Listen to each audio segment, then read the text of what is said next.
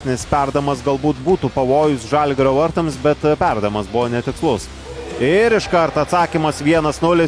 Renanas muša ir Kauno Žalgiris neilgai trukus. Štai taip. Per daug. Čia smūgis ir galiausiai Renanas. Dar kartelį pasižiūrėkime tą situaciją. Priima kamuolį ir išsivaduoja iš Žilinsko gynybos gniaužtų. 22 jau įvarčius yra įmušę A lygoje Žalgirio futbolininkai. Yra šansas trečiam. Zagurskas 3-0. Važiuojam toliau. Radviliškis po truputėlį byra tam tikrose situacijose. Dabar jau matome keli. Renanas. Jo perdamas ir 5-2. Voskunovičius muša savo antrą.